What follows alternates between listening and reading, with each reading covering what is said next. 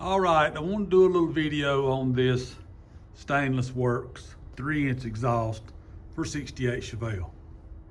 This thing has been tough, but as you can see, it looks nice and neat.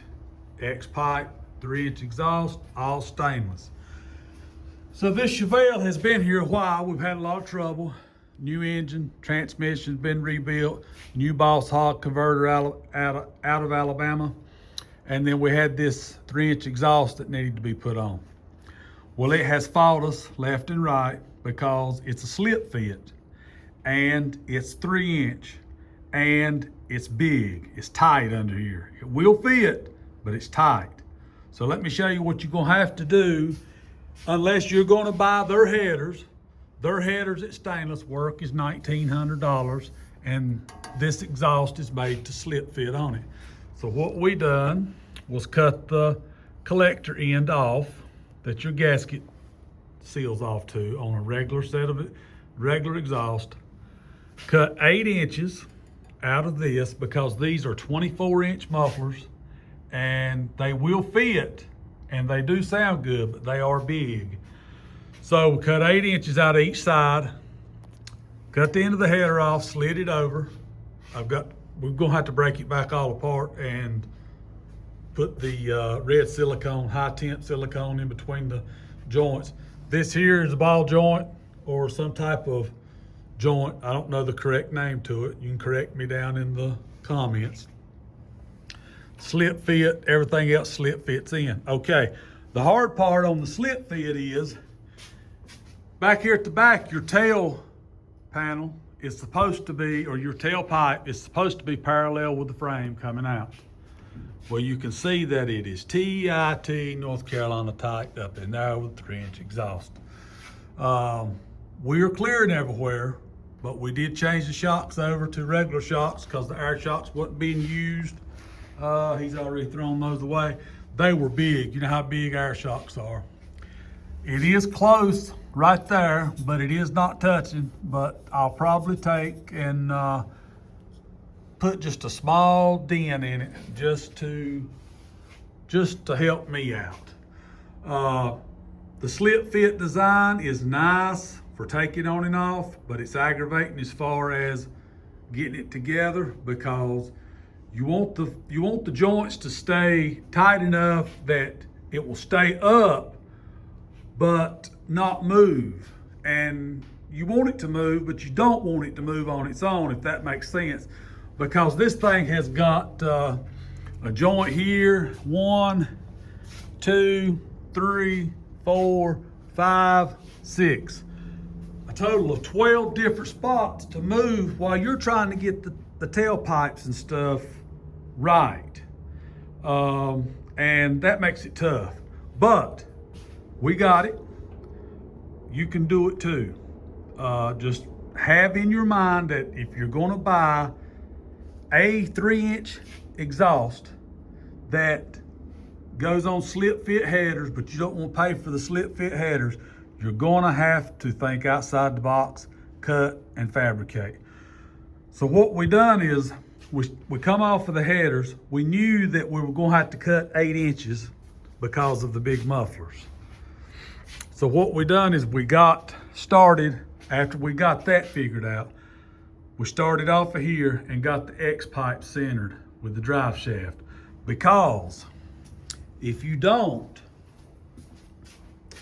if it's not, and it's not exactly, it's centered up there, but you know, it's a little bit off back here because that's the way a drive shaft, you know, nothing is perfect centered inside of a car anyway. But with your pipe running parallel with the frame, if you move that muffler to the passenger side, it will make this out here go to the driver's side. So that is one of the hard parts about this kit, is it's so tight in there that it's hard to get everything exactly perfect. So right now we're working on making a bracket that will bolt up to that top hole and then bolt to this. Because like I said, she's gonna bring it back in the spring and we're gonna take this thing back apart. We're gonna have the rear end positive traction unit put in it. We're gonna blast epoxy and undercoat the underside. So we're trying to make things, you know, where to come back off instead of welding, because if you weld this hanger to this frame, then you can't, you know, you could stretch it apart and get that, but that makes a mess. We'll just fix it where it'll bolt and be done. So this will give you an idea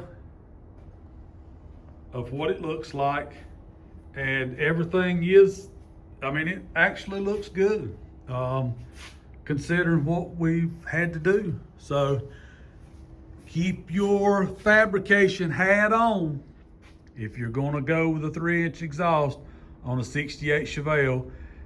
It's gonna have to be tweaked. I don't know what an exhaust like this would cost at like a custom shop.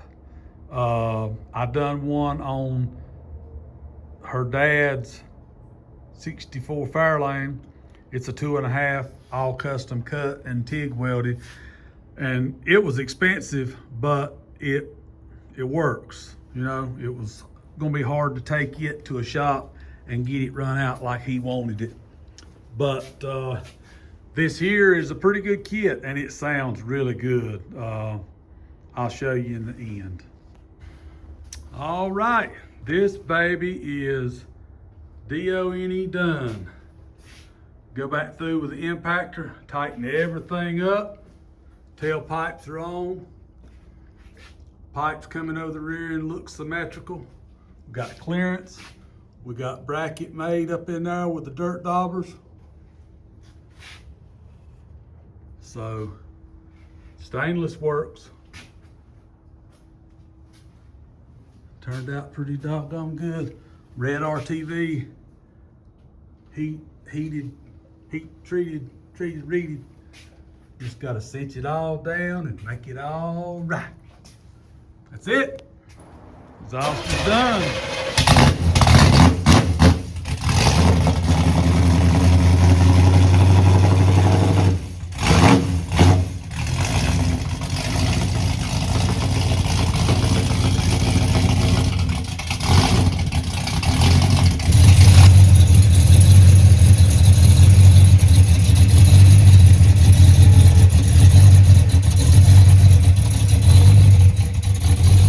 Dylan wiped it down with it.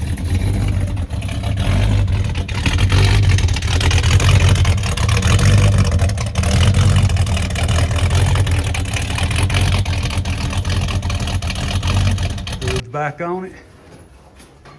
Engine bay's clean. Put 2 new belts on it. Wiped it down, pull it out, wipe it down again where I can get around it good. If you ever need to know how to do a hood, take and drill your couple little 1/8" holes and fix you some little stud things that'll fit. And that way when you go to put it back, you take this right here, cut your head off your bolt, run it up in there, put the one in the back first and let that one slide against the back of the hole. That way there's no moving around. Now somebody else had already chipped that up, but the way I just showed you is a good method of not to chip it up. And then when you close it, it goes back exactly like it was when she brought it. So, hey, there you go. This baby's DONE done. We're gonna back it out, wipe it down, give her a call, tell her come get it.